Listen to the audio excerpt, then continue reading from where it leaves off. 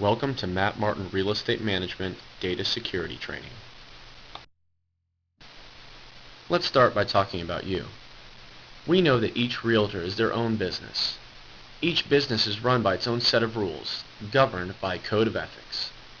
In the world of financial solutions, such as short sales, there is another code, and that code is data security.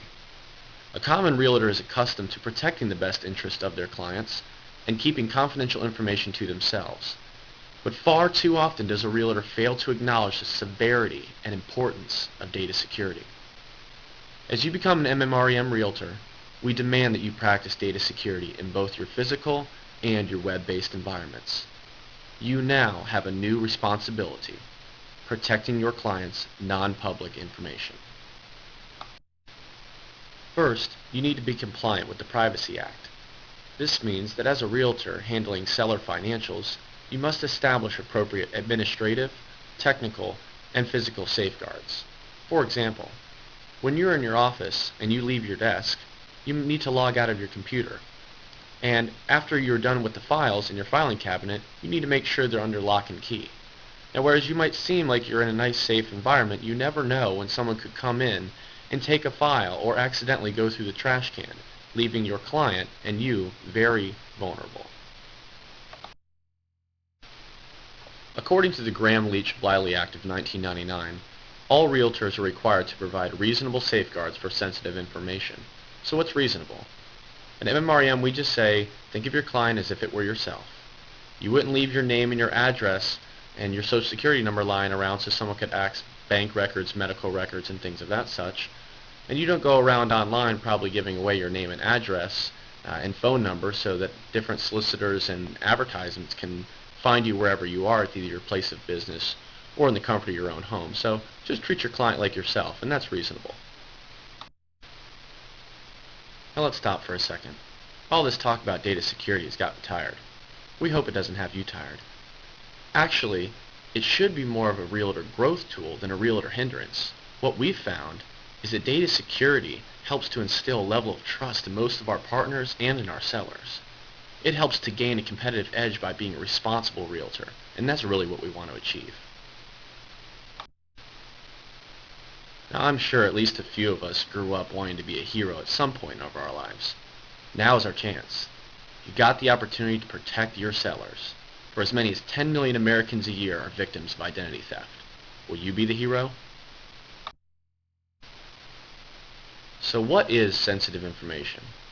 Sensitive information is a person's name in conjunction with any other identifiable information such as a social security number, a date of birth, a mother's maiden name, etc. Corporate sensitive information is a little different and is any proprietary information, business tactics, spreadsheets, trade secrets, or financial information.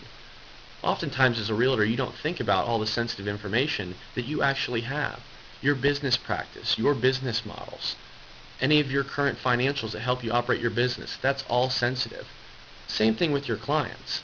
Anything that can help identify them, such as a name in conjunction with a social security number and a date of birth, could help criminals gain access to a lot of their bank accounts, and you must keep that confidential at all costs. Here's a tip. With your physical files, the files that you look at every day and flip through that keep your contracts, keep your seller financials, and your HUD ones, make sure there's only a limited amount on your desk at any given time, or on your computer at any given time. Number one, we think you'll find that you'll be more organized, and number two, you'll have less of a risk of somebody else finding what you have left behind. Have you ever heard the saying, you're on a need-to-know basis, and you don't need to know? Well, it's pretty much similar with your files. Only those who need to know about your seller's financials or their situation, which is yourself, is the only one that really needs to know. Just keep that in mind. The last tip I'm going to share with you about physical files is to limit the exposure. And I'm not talking about sunlight.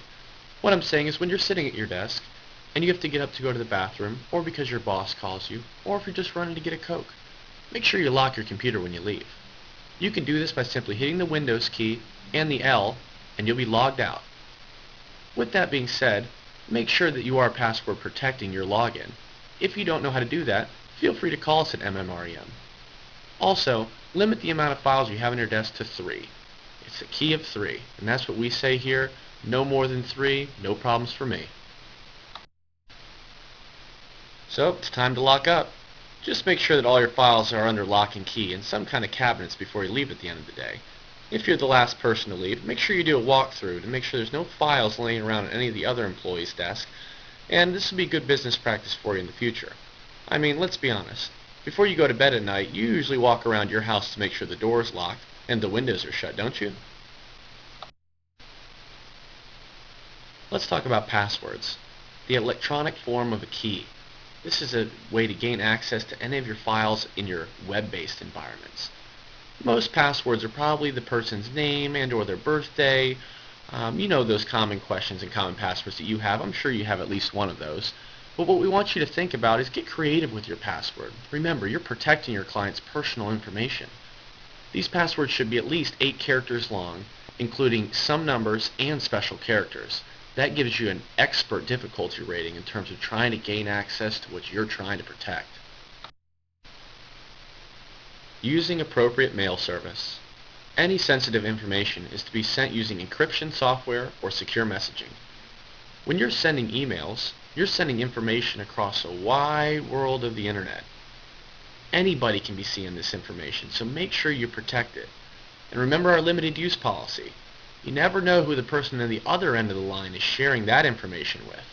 So if you're going to be sending passwords or loan numbers or bank account information, make sure that you're securing that with one of your passwords that are at least 8 characters long, has some numbers and special characters, just to be sure.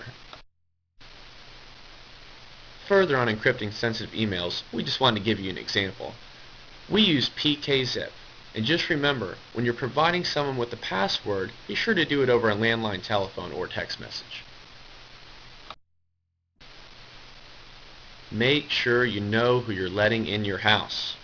Outside equipment such as laptops, USB drives, and recordable devices should not be in the office.